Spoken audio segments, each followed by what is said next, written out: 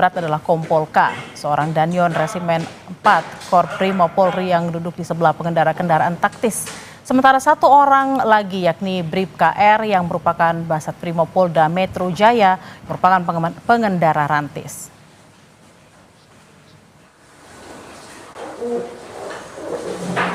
Baik, Kosmos Gaya Esa. Sementara itu, Saudara Komisioner Kompolnas Khairul Anam berharap akan adanya sanksi tegas pada para pelaku penabrak Afan Kurniawan, termasuk pada kedua personel Brimob yang melakukan pelanggaran berat dan menjalani sidang kode etik hari ini. Hari ini rencananya adalah sidang dengan agenda KKIP, sidang etik untuk 2 orang rencananya yang kami dapat undangan. Lah, kemungkinan besar memang sidang untuk yang kemarin diumumkan sebagai pelaku terduga pelanggar etik untuk kategori berat. Jadi 2 orang itu disidang duluan.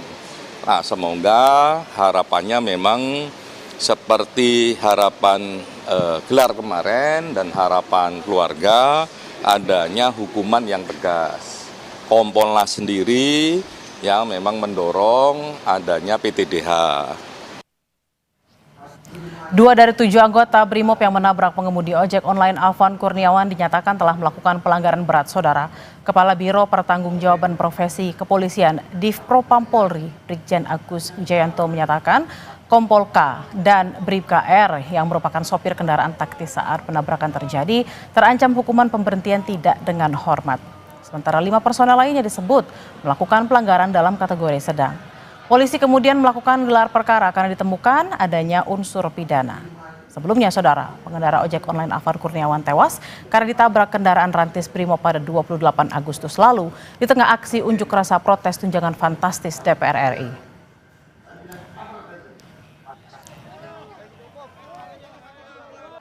Pertama adalah kategori pelanggaran berat. Dilakukan oleh 1 Kompol K, jabatan adalah Danyon Resimen 4 Korprimo Polri, duduk di depan sebelah kiri driver. Yang kedua, Bribka R, jabatan Basat Primo Polda Metro Jaya, selaku driver rantis PJJ Nopol 17713-7 Romawi.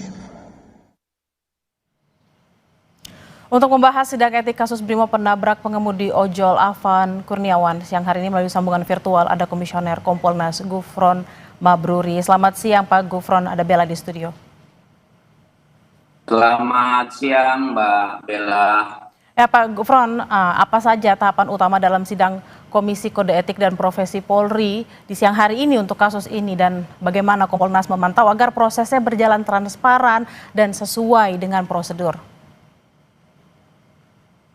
Ya, saya kira ya ini sesuai dengan komen kita bersama ya pada saat gelar perkara yang kami hadiri kemarin ya agar proses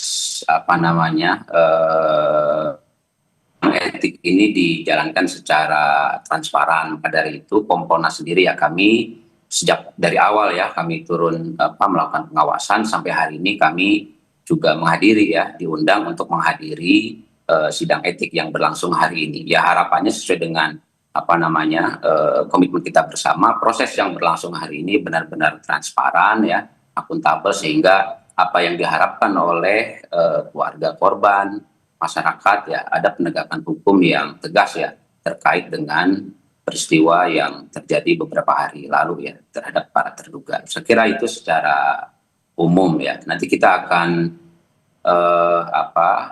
Kompolnas akan terus mengawasi proses berlangsung sidang yang berlangsung hari ini. Lalu Pak, bagaimana hasil gelar perkara kemarin ya tanggal 2 September ini mempengaruhi agenda sidang etik khususnya terkait potensi tuntutan pemberhentian tidak dengan hormat atau pemecatan? Ya, Kompolnas sendiri kan memang dari awal mengharapkan bahwa ada proses penegakan hukum yang tegas terhadap para terduga pelaku ya, baik dari sisi etik maupun juga potensi pidananya. Karena itu bagian dari akuntabilitas ya terkait dengan peristiwa yang terjadi ya, itu sudah disampaikan dari awal ya, dari keluarga korban, kemudian juga itu harapan masyarakat publik ya, masyarakat secara umum gitu. Nah, dua-duanya kita rekomendasikan ya untuk etik ada PTDH, kemudian juga untuk pidananya harus tetap dijalankan karena seperti dalam apa yang kita dari sidang gelar yang kita ikuti kemarin, unsur-unsur potensi pidananya. Nah, ini ada sehingga itu juga harus jalan. Dua-duanya harus berjalan secara beriringan untuk memastikan bahwa memang ada proses hukum yang tegas ya, sebagaimana ini menjadi komitmen kita bersama ya, komitmen Polri, Pak Kapolri, Kompolnas, dan saya kira kesimpulan yang kita dapatkan dari gelar perkara kemarin kan seperti itu gitu. Tapi kemudian dasar hukum spesifik misalnya ada pasal 13 di peraturan Polri yang digunakan untuk mengklasifikasi pelanggaran berat pada Kompol C sebagai komandan dan juga Brib KR sebagai pengemudi, serta juga ada pelanggaran sedang nih Pak kepada 5 personel lain yang ada duduk di belakang rantis. Ya, itu nanti akan kita cermati selama proses persidangan ya, terkait dengan pasal-pasal yang disangkakan kepada para terduga ya. Kan itu ada 2 kategori ya, pelanggaran berat dan pelanggaran ringan. Sebagaimana disampaikan ya, pelaku yang yang terkait dengan pelanggaran HAM, pelanggaran berat ya, saya kira seperti disampaikan potensi PTDH sangat kuat ya, pemecatan, kemudian nanti kita juga akan ikuti proses terhadap para terduga pelaku yang masuk kategori pelanggaran ringan. Semuanya akan kita awasi ya. Saya kira ini bukan kami saja ya, Kompolnas, tapi juga masyarakat yang mengharapkan ada proses penegakan hukum yang tegas ya. Harapannya bisa turut melakukan pengawasan terhadap proses penegakan hukum yang sedang berjalan hari ini. Pak Gufron, lalu oke. Silakan Bapak. Ya. Halo? Ya, silakan Bapak dilanjutkan. Ya, untuk pembuktiannya nanti kita akan terus pantau ya proses selama proses persidangan untuk melihat bagaimana proses pembuktian terkait dengan berbagai peristiwa yang terjadi kemarin, termasuk juga penggunaan pasalnya. Oke, Bapak, lalu sanksi maksimal yang dijatuhkan pada personel Brimob ini dan bagaimana sanksi-sanksi ini kemudian mencerminkan komitmen Polri untuk menjaga integritas profesi setelah insiden ini terjadi dan ke depan jika ada lagi unjuk rasa yang dilakukan, tidak ada lagi nih kejadian-kejadian seperti ini?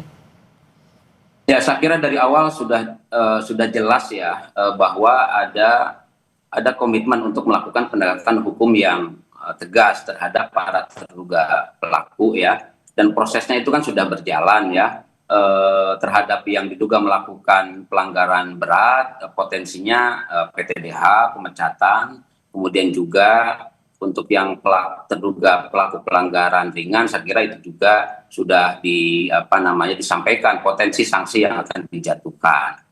Nah, yang perlu dipastikan bahwa memang pertama dari sisi etik ya, semua dugaan-dugaan pelanggaran yang dilakukan oleh seluruh terduga ini harus ada penegakan yang tegas ya dari sisi etik. Kemudian juga yang kedua seperti disampaikan tadi potensi pidana juga saya kira karena kemarin kita juga selama proses gelar ada unsur-unsur yang mengarah pada pidana, saya kira juga itu sangat penting untuk tetap dijalankan gitu.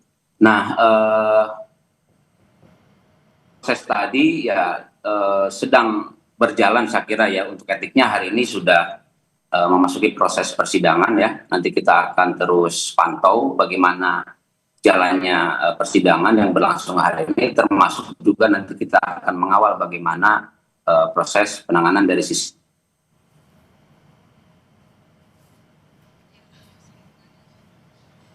Pak Gufron? Sudah mulai dilakukan ya.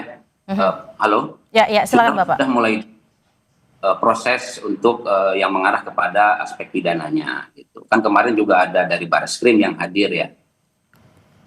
Ya, baik. Kita memang akan menantikan seperti apa nanti hasil dari sidang kode etik yang dilaksanakan pada siang hari ini, juga menjadi pengawasan bersama tentunya. Terima kasih atas obrolan pada siang hari ini, Gufron Mabruri, Komisioner Kompolnas. Selamat beraktivitas kembali, Bapak. Baik, terima kasih.